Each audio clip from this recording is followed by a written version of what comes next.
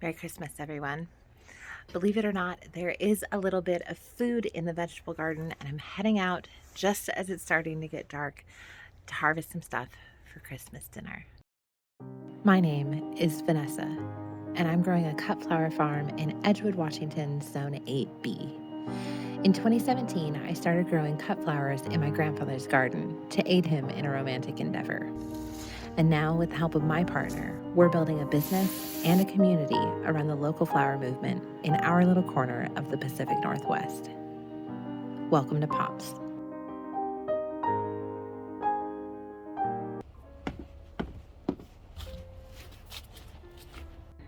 This is our rosemary tree, and down there are garlic chives, so we're going to get some of both. As I harvest the rosemary, I'm really just looking for branches that look newer, fresher, and don't have flowers. A few sprigs, we don't need much. Over here, I have some baby lettuce that I've been saving for tonight. So there's our little salad and some of our herbs.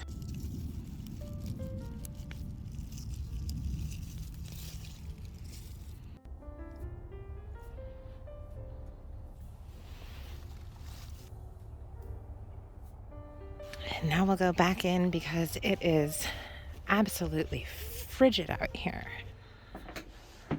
Okay. Mission accomplished.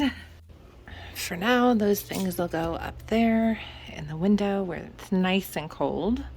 I do also have some bread going, some dinner rolls, as you probably noticed earlier in the video. I will go ahead and put the recipe, a link to the recipe, in the description. If you're someone who's been wanting to get going on baking bread and you want a nice same day dinner roll that you can serve, I love this recipe. It's my go-to recipe. It's a hit with all the guys, so I highly, highly recommend. While we're waiting on the bread, I actually want to show you guys the ranunculus. There has definitely been some progress.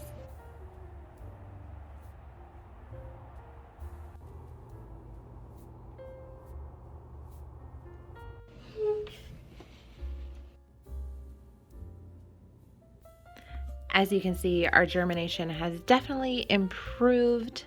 All of the cells, or just about all of the cells, that did not have any sprouting, now they do. So I'm happy to report that we have about 500 that have germinated, and the ones that were already quite large are actually ready to pot up. So that is something that is definitely going to be happening after the new year. And down here, I actually have a bunch of cuttings from Grandpa's geraniums this year. These ones are ivy geraniums, and they are a very classic red.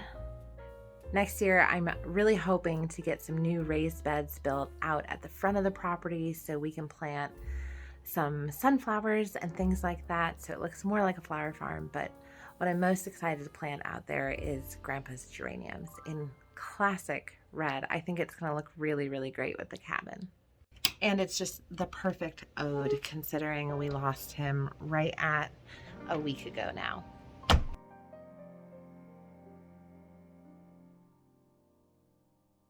So the bread has been rising for a little over an hour. This is still the first rise, but it's time to check on it. I have it in the oven with the oven light on. That is where I often rise my bread in the winter. Other times I use a heat mat if I have that set up, but they're not set up right now because we're not starting any seeds indoors right now. Grandpa did a lot of baking, a lot of baking, and he always rose his bread by the fireplace. With any luck, this will have doubled in size.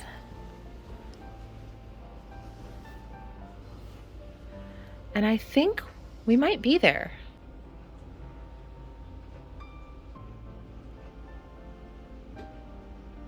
Okay, we're definitely there. So it is time to take this and shape it into our rolls.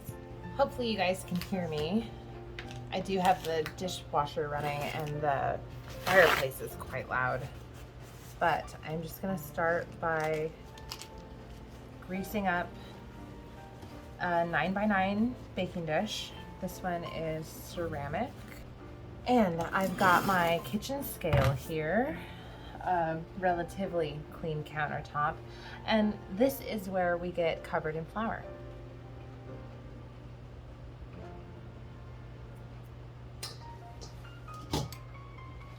So you're going to start by just knocking the air out of your dough.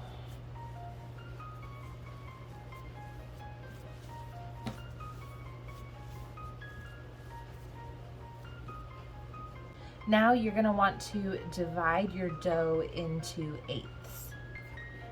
And of course, you want to use a cutting board when you do this. You don't want to screw up your countertops, so do as I say, not as I do. So cut it in half, and then cut your halves in half, and then cut your quarters in half.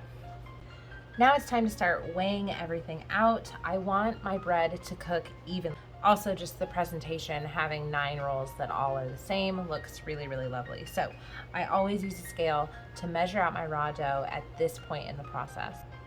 So I just start by measuring the first one. I've got my scale in grams, and it's at 121, which I think is rather large. We're gonna make each one of our rolls anywhere from 100 to 105 grams. That's exactly 100, so that's what we'll aim for. And then our extra, I just leave right here on the counter, and I use all of the extras to make the 9th roll.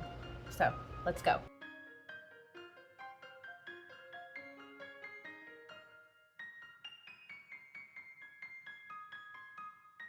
Now it's just time to shape all these up and get them in our pan. The way I shape my rolls is I tuck them under, and hopefully you guys can see that okay. And then I rotate and I tuck under, and I rotate a bit and I tuck under, and sometimes I'll use my hand to sort of bring all the under bits together like that, and just continue sort of stretching and rounding it out. And that's what I end up with. So we have 9 rolls all in the pan. They're about the same size, and it's time to get these going on their second rise. And they're gonna have to rise over by the fireplace because it is also time to get our mains in the oven.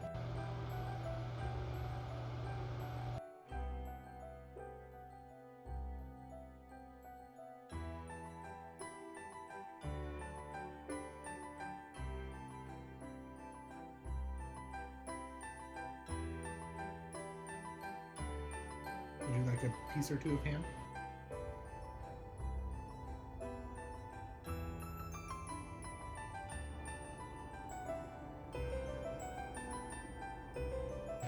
I hope you enjoyed soaking in the beauty of the cabin. It doesn't get more lovely than the cabin at Christmas. This is, of course, that point in the video where I thank you for all of your support. You've really made it an amazing year. And if you want to help us grow in 2022, we would love to have your support over on Patreon. You can find the link for that in the description of this video. If you enjoyed this video, you might want to check out all of the vlogs from 2021 in this playlist right here. Go ahead and click that right now.